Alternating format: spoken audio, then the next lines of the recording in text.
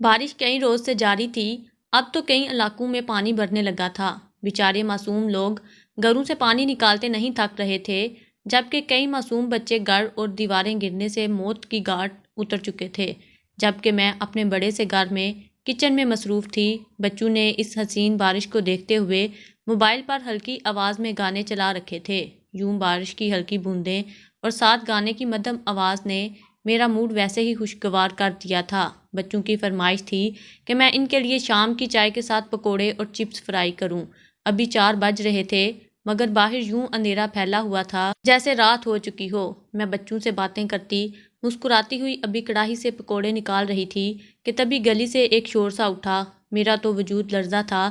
یہ اچانک باہر کیا ہو گیا تھا؟ اللہ خیر کرے، دل سے تو یہی الفاظ نکلے۔ تبھی میری ساس کمرے سے کہنے لگی، مریم ذرا باہر دیکھو کیا ہوا ہے، اور ہاں کھڑکی سے جھانک کر دیکھنا، باہر کئی فٹ پانی اکٹھا ہو چکا ہے۔ میں نے ان کی بات مانتے ہوئے جب چھت پر جا کر گلی میں دیکھا تو میرے پیروں کے نیچے سے زمین نکل گئی۔ ہمارے گھر کے سامنے 3 گھر چھوڑ کر رہنے والے پڑوسیوں کا گھر مٹی کا ڈھیر بن چکا تھا۔ اوپر سے تیز طوفانی بارش اور وہی گھر کا گر جانا۔ میری تو چیخ نکلی تھی۔ محلے کے کئی لوگ 1 سے 1.5 فٹ پانی میں چلتے ہوئے فوراً اسے ملبے کی جانب بڑھ رہے تھے۔ میرا تو وجود ہی کپ کپانے لگا تھا۔ یہ گھر تو خالدہ اور شبیر کا تھا، جو اپنی 2 بچیوں کے ساتھ یہاں رہا کرتے تھے۔ بیچارے مفلس اور تنگ دست سے لوگ تھے، محنت مزدوریاں کر کے گزارا کیا کرتے تھے۔ گھر بھی ان کا کچا تھا، اتنے روز سے جاری بارش کی تاب نہ لا سکا۔ دل سے یہی دعا نکلی کہ خالدہ بہن اور بھائی شبیر بچیوں سمیت زندہ ہو، مگر ملبہ جیسے گرا تھا کسی کا بچنا بھی مشکل لگ رہا تھا۔ ہمارا گھر ذرا اونچائی پر بنا تھا۔ گھر کا داخلی دروازہ گلی سے 3 فٹ اونچا تھا۔ ایک جانب چند سیڑھیاں اور گاڑی اندر لانے کا راستہ بنایا گیا تھا۔ چونکہ یہ علاقہ جلد پانی کی زد میں آ جاتا تھا، اس لیے شوہر نے یہ گھر بنوایا ہی ایسا تھا۔ محلے داروں نے فوراً ملبہ ہٹانا شروع کر دیا، مگر تبھی بجلی چمکی اور آ کر بجلی کے کھمبے پر گری، جس سے فوراً تاروں میں آگ سی لگ گئی اور پورا محلہ اندھیرے میں ڈوب گیا۔ میں تو دل میں استغفار کا ورد کرتی رہ گئی اور فوراً بھاگ کر بچوں کے پاس آئی۔ بچے ڈرے سہمے ہوئے بیٹھے تھے اور ساس نے میرے بچوں کو سینے سے لگا رکھا تھا۔ وہ مجھے دیکھ کر جھڑکتے ہوئے کہنے لگی کہ اے کمبخت، چھت پر کہاں چلی گئی تھی؟ کہیں بجلی تجھ پر آ گرتی تو پھر کیا بنتا؟ اب جہاں کمرے میں رہ، خبردار جو باہر گئی۔ میں حواس باختہ ہو کر ساس سے کہنے لگی کہ آنٹی، باہر خالدہ بہن کا گھر بھی پوری طرح گر چکا ہے، پتہ نہیں کوئی بچہ بھی ہے یا نہیں۔ مجھے تو ان کی اور ان کے معصوم بچوں کی فکر ہو رہی ہے۔ اوپر سے کھمبے پر بجلی گرنے سے پورا محلہ اندھیرے میں ڈوب چکا ہے اور لوگ بھی بھاگ کر واپس اپنے گھروں میں قید ہو کر رہ چکے ہیں۔ ساس کہنے لگی کہ اچھا تو لوگوں کو اپنی جان کی فکر ہے، اب تو وہ لوگ اس ملبے کے نیچے دب کر مر چکے ہوں گے۔ جب موسم ٹھیک ہوا تو خود ہی ملبے کو ہٹا کر وہ ان کی لاشوں کو دفنا دیں گے۔ ساس ناک چڑھا کر کہنے لگیں، جبکہ میں نے جب ان کی بات سنی تو کافی افسردہ سی ہوئی۔ میری ساس کا تو مزاج ہی ایسا تھا، ان کے دل میں ہمدردی، درد اور دکھ صرف اپنے جیسے لوگوں کے لیے ہوتا تھا۔ وہ غریبوں کو تو کچھ سمجھتی ہی نہیں تھیں۔ اگر ہم سے کوئی چھوٹی حیثیت کا ہمارے گھر میں آ جاتا تو بس اسے اس قدر نہرے سے بات کرتی کہ وہ اٹھ کر ہمارے گھر سے ہی چلا جاتا۔ تبھی محلے میں ساس کی کسی سے بھی نہ بنتی تھی، سوائے اپنے جیسے طبقے کی عورتوں سے۔ جبکہ میرا مزاج تو سب کے ساتھ برابر کا تھا۔ خالدہ تو میری سہیلی بن چکی تھیں، مجھے رہ رہ کر ان کی فکر ستا رہی تھی۔ کوئی رشتہ نہ تھا، مگر انسانیت تو تھی۔ دل میں یہی دعائیں کر رہی تھی کہ اللہ کرے وہ چاروں ٹھیک ٹھاک ہوں۔ میں دعا کرنے لگی کہ یہ بارش جلد از جلد رک جائے۔ پانی کی سطح مزید بڑھنے لگی تھی۔ بارش کچھ دیر کے لیے تھی تبھی مغرب کی اذان کا وقت ہو چکا تھا۔ میں ایک بار پھر چھت پر گئی، وہ ملبہ یوں ہی ویران گرا پڑا تھا۔ میں غور سے اس جانب دیکھنے لگی۔ 2 گھنٹے ہو چکے تھے۔ یوں لگتا تھا کہ اب تک تو اگر کوئی زندہ بھی ہوا تو اس مٹی کے نیچے دفن ہو چکا ہوگا۔ مجھے رہ رہ کر اپنی کمزوری پر افسوس ہو رہا تھا۔ کاش میں جا کر ان کی مدد کر سکتی، مگر ہمت تو میں ابھی بھی دکھا سکتی تھی۔ بارش رک چکی تھی۔ میں فوراً بھاگ کر گھر سے باہر نکلی۔ پانی میرے گھٹنوں سے کچھ ہی نیچے تھا۔ میں نے محلے والوں کے دروازے کھٹکھٹائے اور کہنے لگی کہ خالدہ بہن اور بشیر بھائی بھی تو ہمارے پڑوسی تھے، ہمیں ان کی مدد کرنی چاہیے۔ کیا خبر کہ وہ اس ملبے کے نیچے زندہ ہوں اور ہماری بروقت مدد سے بچ جائیں۔ کچھ لوگ ہی گھر سے باہر نکلے تھے، چند عورتیں بھی ساتھ تھیں۔ ہم سب نے مل کر اس ملبے کو اٹھانا شروع کیا۔ ملبہ کیا تھا؟ اینٹیں اور مٹی سے بس اٹھی ہوئی دیوار تھی۔ لوگوں نے مدد کرنا شروع کی، مگر تبھی ساس نے جب مجھے باہر کھڑا دیکھا تو فوراً چلا کر کہنے لگی کہ مریم واپس گھر آؤ، یہ کیا تم باہر مردوں کے ساتھ کھڑی ہو؟ کیا تمہیں ذرا شرم نہیں آتی؟ ساس نے تو میری سب کے سامنے ہی بے عزتی کرنا شروع کر دی تھی۔ میں فوراً گھر میں آئی، میرے کپڑے مٹی سے اٹے ہوئے تھے۔ تبھی محلے داروں نے حالدہ اور بشیر کی لاشیں نکال لیں۔ میں نے جب ان کا چہرہ دیکھا تو دل ہون کے آنسو رونے لگا۔ وہ دونوں مر چکے تھے، جبکہ ان کی دونوں بچیاں ابھی بھی لاپتہ تھیں۔ لوگوں نے جب مٹی کو ہٹایا تو کچھ ہی دیر بعد ملبے کے نیچے سے ان کی بیٹیاں بھی برآمد ہو گئیں، جو دونوں ایک دوسرے سے لپٹی ہوئی مٹی سے لت پت پڑی تھیں۔ لوگوں نے انہیں باہر نکال کر ایک گری ہوئی دیوار پر لٹا دیا۔ لوگ کہنے لگے کہ یہ چاروں تو مر چکے ہیں۔ اسی پل ایک بار پھر تیز بارش شروع ہو گئی۔ بارش کی بوندوں کے ساتھ اولے بھی برسنے لگے تو لوگ بھاگ کر واپس جانے لگے اور کہنے لگے ابھی تو ہمیں بھی اپنی جان بچانی چاہیے، نہ جانے ہمارے کون سے گناہ ہیں جس کی وجہ سے یہ بے موسمی بارشیں ہیں۔ لوگوں کو اپنی جانوں کی فکر تھی۔ میری ساس نے بھی مجھے گھر کے اندر گھسیٹ لیا تھا۔ شبیر اور حالدہ اپنی دونوں بچیوں سمیت یوں ہی ملبے پر پڑے تھے۔ لوگوں کا کہنا تھا جو بارش رکی تو ان کا نماز جنازہ کر کے دفنا دیں گے۔ میں بھی ساس کی ڈانٹ کھا کر اندر آ چکی تھی۔ باہر بارش ایک بار پھر تیزی سے شروع ہو چکی تھی۔ مجھے تو خوف آنے لگا تھا۔ میری ساس استغفار کی تسبیح پڑھتے ہوئے اس موسم سے نجات کی دعا کر رہی تھی، جبکہ میرے بچے تو اب اس موسم سے ڈرنے لگے تھے۔ فوراً گانے بجانے بند کر کے قرآن مجید کی تلاوت سننے لگے۔ مجھے تو رہ رہ کر ان بچوں کی فکر ہو رہی تھی۔ ابھی رات کے کھانے کا وقت ہوا تو میں نے روٹیاں ڈالیں تاکہ بچوں کو وقت پر کھانا کھلا سکوں۔ میرا شوہر دوسرے ملک میں رہتا تھا، اکثر 5-6 ماہ بعد ہی گھر میں چکر لگایا کرتا۔ سسر تو حیات نہ تھے، جبکہ میری ساس میرے ساتھ تب تک ٹھیک تھیں جب تک میں ان کے ہاں ملاتی رہتی۔ اگر میں ان کی مرضی کے خلاف کچھ بھی کرتی تو فوراً غصہ ہو جایا کرتی، مگر خیر اب تو میں عادی ہو چکی تھی۔ ابھی رات کے کھانے کا وقت تھا اور بارش کچھ تھمی تھی۔ میں بچوں کو کھانا دے کر خود بھی کھانا کھانے بیٹھی تو یوں محسوس ہوا جیسے دروازے پر کسی نے دستک دی ہو۔ میں نے غور کرنا چاہا مگر کوئی آواز نہ آئی۔ ہو سکتا تھا کہ میرا وہم ہو، مگر ابھی تھوڑی دیر بعد ایک بار پھر دروازے پر دستک ہوئی۔ ایسے لگتا تھا جیسے کوئی دروازے پر دستک دے رہا ہو۔ میں نے بچوں کو کھانا دیا اور ساس اس وقت عشاء کی نماز ادا کر رہی تھی۔ میں اٹھی اور گھر کے دروازے کے پاس آئی۔ جو ہی دروازہ کھولا تو ہر سو تاریکی تھی، کچھ بھی دکھائی نہیں دیتا تھا، مگر کسی نے میری ٹانگ پر ہاتھ رکھ دیا۔ میرے تو وجود میں سنسنی سی دوڑ چکی تھی۔ میری نظر دروازے کی جانب گئی تو ہوش اڑ چکے تھے۔ وہاں حالدہ اور شبیر کی بچیاں بیٹھی تھیں۔ پورا وجود مٹی سے لت پت تھا، جبکہ چہرہ کہیں کہیں سے صاف تھا۔ بارش کی بوندیں پورے وجود کو بھگو چکی تھیں، جگہ جگہ زخم بھی موجود تھے۔ ان بچیوں کو دیکھ کر میری آنکھوں سے آنسو نکل آئے۔ میں انہیں خود سے لگا کر پوچھنے لگی کہ بچیوں ٹھیک تو ہو تم لوگ؟ گو کو زیادہ چوٹ تو نہیں آئی؟ اور تمہارے ماں باپ؟ وہ رونے لگی۔ بچیوں کے ہونٹ پھٹے ہوئے تھے اور چہرے پر کئی زخم تھے۔ وہ روتے ہوئے مجھے بتانے لگی کہ ہم لوگ اس وقت گھر میں بیٹھے تھے جب گھر کی چھت گر پڑی۔ اس کے بعد جو کچھ ہوا ہمیں کچھ یاد نہیں۔ میں نے ان بچیوں کو اٹھایا اور اپنے گھر میں لے آئی۔ میرے بچے بھی ان کو دیکھ کر خوفزدہ ہو گئے تھے، کیونکہ ان کی حالت ہی ایسی ہو چکی تھی۔ وہ دونوں بچیاں اپنے ماں باپ کو یاد کر کے بار بار رو رہی تھیں۔ ان کے ماں باپ بھی وہیں باہر پڑے ہوئے تھے۔ میں نے ان بچیوں کو نہلایا اور اپنے بچوں کے صاف کپڑے پہنائے۔ ان کے زخم تازہ تھے۔ میں ابھی ان کے زخم صاف کر ہی رہی تھی کہ میری ساس نماز پڑھ کر کمرے سے باہر نکلی اور کہنے لگی کہ یہ کون آیا ہے ہمارے گھر میں؟ میں نے حیرت سے مسکراتے ہوئے ساس سے کہا کہ یہ شبیر اور حالدہ کی بچیاں ہیں۔ اتنا سننا تھا کہ ساس بھی حیرت سے ان بچیوں کے پاس آئیں۔ ان کا وجود دیکھا اور پھر زخم دیکھے تو تھوڑی سنجیدگی سے کہنے لگی کہ اچھا ان کو تم نے اپنے بچوں کے کپڑے بھی پہنا دیے اور گھر میں بھی لے آئی۔ جانتی نہیں کہ ان کو کیسی عجیب بیماری تھی، ہر وقت خارش کرتے تھے، الرجی ہوئی پڑی تھی۔ اگر میرے پوتے پوتیوں کو لگ گئی تو پھر کیا ہوگا؟ ساس کے منہ سے اس موقع پر ایسی باتیں سن کر مجھے حیرانگی ہوئی تھی۔ میں نے ساس کو ایک نظر دیکھا اور کہنے لگی کہ یہ آپ کیسی باتیں کر رہی ہیں؟ معصوم بچیوں کی حالت دیکھیں، وہ اس وقت کس کرب سے گزر رہی ہیں۔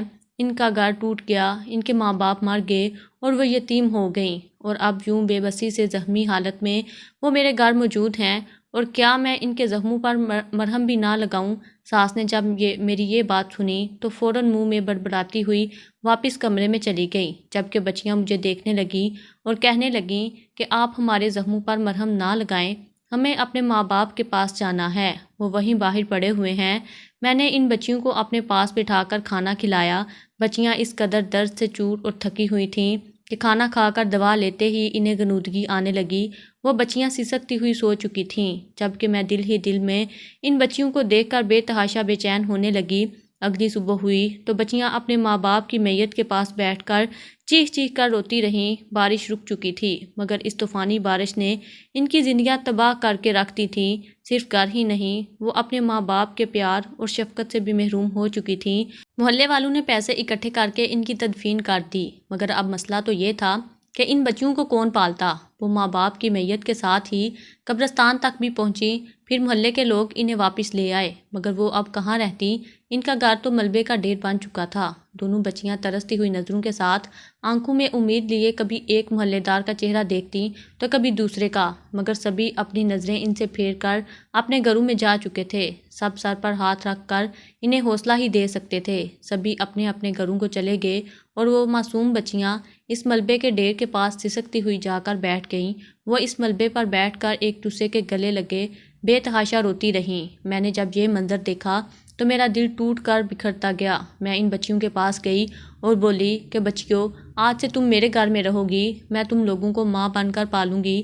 ماں جیسی محبت تو نہیں دے سکتی، مگر میں تم لوگوں کا ہر فرض نبھاؤں گی۔ آخر میرے شوہر اتنا تو کما ہی لیتے تھے کہ میں ان دونوں بچیوں کا خرچ بھی اٹھا سکوں اور کل کو انہیں اچھے سے گھر میں رخصت کر سکوں۔ میں نے ان بچیوں کو اٹھایا اور اپنے ساتھ لگائے ہوئے گھر کے اندر لے آئی۔ ابھی گھر کے اندر لائی تو ساس نے ان بچیوں کو ایک نظر ڈال کر دیکھا اور پھر مجھے الگ کمرے میں لے جا کر جھٹک کر کہنے لگیں، کیوں لائی ہو ان بچیوں کو واپس؟ کل رات جو تم نے انسانیت کے ناطے مدد کی، کیا وہ کم تھی جو اب دوبارہ ان کو اٹھا کر گھر میں لے آئی ہو؟ میں نے جب یہ سنا تو کہنے لگی کہ کوئی بھی محلے والا ان کی ذمہ داری اٹھانے سے قاصر ہے۔ سب ہی ان کو چھوڑ کر اپنے اپنے گھروں میں جا چکے ہیں۔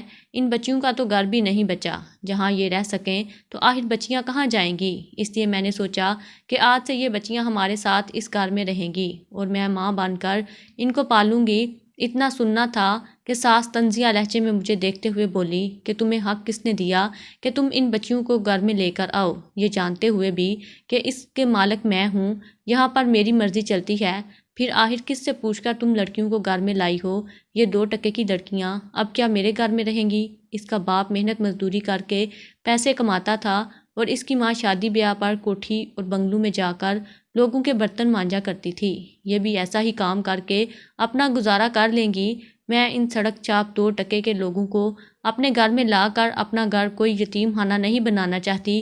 دنیا میں لوگ موجود ہیں، تمہیں زیادہ ہمدردی جتانے کی بالکل ضرورت نہیں ہے، نکالو انہیں ورنہ مجھے دوسرا طریقہ بھی آتا ہے۔ میرے پیروں کے نیچے سے زمین نکل گئی تھی۔ میں حیرانگی سے ساس کو دیکھنے لگی اور کہنے لگی کہ میں کس منہ سے منع کروں؟ میں تو بڑے مان سے اس گھر میں لے کر آئی تھی، لیکن ساس نے مجھے دوسری طرف کیا اور خود باہر نکل کر بچوں سے انتہائی سخت لہجے میں کہنے لگی کہ بچوں، نکل جاؤ گھر سے، یہ گھر میرا ہے اور یہاں تم لوگوں کی کوئی جگہ نہیں ہے۔ ماں باپ مر گئے ہیں تو یقیناً انہوں نے کوئی ایسا گناہ کیا ہوگا جو خدا کا ان پر عذاب نازل ہوا اور جو وہ گھر میں بیٹھے بٹھائے موت کی گھاٹ اتر گئے۔ اب تم لوگ ہماری زندگی عذاب مت بناؤ، بلکہ اپنا راستہ ناپو، کہیں بھیک مانگو یا لوگوں کے گھروں میں کام کرو، چاہے نالیاں صاف کرو یا پھر کچرا چن کر اپنا پیٹ پالو، اس سے ہمیں کوئی سروکار نہیں۔ بہتر ہے کہ آج کے بعد اس گھر کے باہر بھی بھٹکتی ہوئی نظر مت آنا، ورنہ میرے مزاج سے تو تمہاری ماں بھی اچھے سے واقف تھی۔ آج تک کبھی میں نے اس کو اپنے گھر میں قدم نہیں رکھنے دیا، تو بھلا تمہیں میں مزید اس گھر میں کیسے رکا دیکھ سکتی ہوں؟ ساس کے منہ سے اس قدر برے الفاظ سن کر تو دونوں سہم کر مجھے دیکھنے لگیں۔ میری آنکھوں میں بھی بے بسی تھی، آنکھوں سے آنسو بہہ رہے تھے۔ میں سر جھکا کر دوسری جانب منہ موڑ گئی۔ ان بچیوں کا تو شاید آخری سہارا ہی میں تھی۔ انہوں نے جب مجھے یوں شرمندہ اور مایوسی کے عالم میں دیکھا تو فوراً سر جھکا کر ایک دوسرے کا ہاتھ پکڑتے ہوئے گھر سے نکل گئیں۔ ساس نے تو مجھے یہاں تک کہہ دیا کہ اگر آئندہ تم بچیوں کو اس گھر کے اندر لے کر آئی تو مجھ سے برا کوئی نہیں ہوگا، یہ نہ ہو کہ ان بچیوں کے ساتھ ساتھ میں تمہیں بھی اس گھر سے نکال دوں۔ ساس کی دھمکی نے تو میرا وجود لرزا کر رکھ دیا تھا۔ کئی روز تو ایسے ہی گزر گئے۔ وہ بچیاں محلے کے دروازے کھٹکھٹا کر کچھ کھانا مانگ لیتی تو لوگ دے دیتے، وہیں ان کی رات اس ملبے پر ہی بیٹھے ہوئے گزر جاتی تھی۔ وہ رات وہیں گزارتی اور پھر لوگوں کے دروازے کھٹکھٹا کر کھانا مانگنے لگتیں۔ اس کے بعد وہ دوبارہ ہمارے گھر کی جانب نہیں آئی تھیں، مگر مجھے ان پر شدید ترس آتا تھا۔ تبھی میرے ذہن میں ایک منصوبہ آیا۔ میں نے کھانا بنانا شروع کیا تو اس میں کچھ حصہ ان بچیوں کا بھی رکھ دیتی۔ ساس نماز پڑھنے کے لیے جاتی تو فوراً کھانا شاپر میں ڈال کر بچیوں کو دے آتی۔ روزانہ یہی عمل میں کرتی رہتی۔ مجھے مطمئن دیکھ کر ساس کو دال میں کچھ کالا ضرور نظر آنے لگا تھا۔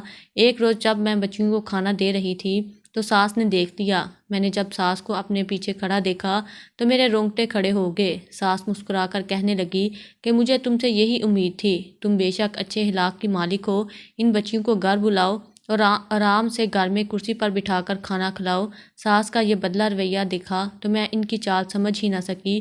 یہ سمجھی کہ شاید ساس سچ مچ بدل چکی ہے۔ میں نے انہیں گھر کے اندر لایا اور پیار سے کہنے لگی کہ بچیوں، بڑی بی کو سلام کرو۔ بچیاں یوں ہی گھر کے اندر داخل ہوئیں تو ساس نے انہیں بالوں سے دبوچ لیا اور گھسیٹتے ہوئے کمرے میں لے جانے لگی۔ وہ بے تحاشا گالیاں دے رہی تھی اور کہنے لگی کہ تم لوگ ہٹ حرام کہیں کی، ابھی تم لوگوں کا بندوبست کرتی ہوں، ایسی مار ماروں گی کہ دوبارہ یہاں بھٹکتی بھی نظر نہیں آؤ گی۔ اتنا کہہ کر ساس نے ان دونوں کو بالوں سے پکڑ کر مارنا شروع کر دیا۔ میں دروازہ کھٹکھٹاتی رہی، بچیاں چیختی چلاتی رہیں، مگر جب ساس مار مار کر تھک گئی تو کمرے سے باہر نکال دیا۔ بچیاں زخمی حالت میں ناک اور منہ سے خون بہاتی گھر سے بھاگ کر باہر نکل گئیں۔ ساس مجھ سے بھی غصے سے کہنے لگیں کہ دفع ہو جاؤ، اس گھر سے جا کر اس ملبے کے ڈیر پر بیٹھو۔ میرے صبر کا پیمانہ لبریز ہو چکا تھا۔ میں نے ساس کو کندھوں سے پکڑ کر جھنجھوڑ ڈالا اور جھڑک کر بولی کہ تمہیں شرم نہیں آتی؟ کیسی عورت ہو تم؟ اگر آج یہ گھر تم پر گر جائے اور تم اس نوبت تک پہنچ جاؤ کہ تمہارے ہاتھ میں ایک روپیہ بھی نہ رہے اور محلے والے تمہارے ساتھ یہ سلوک کریں تو تم پر کیا گزرے گی؟ تم انتہائی بے حس، مکار اور مغرور ہو۔ مجھے تو شرم آتی ہے تمہیں اپنی ساس کہتے ہوئے۔ اس نے جب مجھ سے اتنا بدتمیزانہ لہجہ سنا تو تڑپ اٹھی، مگر میں اس کو وہیں چھوڑ کر بچوں کو ساتھ لیے ہوئے گھر سے باہر نکل آئی۔ بچوں کو میں نے اپنے ساتھ لیا۔ وہ بچیاں ملبے کے ڈیر پر بے ہوش پڑی تھیں۔ میں نے بچوں کو ان کے پاس رکنے کا کہا اور خود ڈاکٹر کو بلانے کے لیے چلی گئی۔ ڈاکٹر کو لانے میں مجھے 30 سے 35 منٹ لگ چکے تھے۔ جب ڈاکٹر آیا تو بارش شروع ہو چکی تھی۔ ڈاکٹر نے جب آ کر بچیوں کا چیک اپ کیا تو وہ کہنے لگا بچیاں بے ہوش ہو چکی ہیں، بس انہیں آپ اسپتال لے آئیں ورنہ ان کے بچنے کے چانس بہت کم ہیں۔ ایک بچی کی ٹانگ میں شدید چوٹ آئی تھی جبکہ دوسری کا بازو ٹوٹ چکا تھا۔ دونوں کا اسپتال میں علاج ہوا۔ میں نے سارے معاملے کے بارے میں شوہر کو بھی آگاہ کر دیا تھا۔ وہ اپنی ماں کی عادت سے واقف تھا۔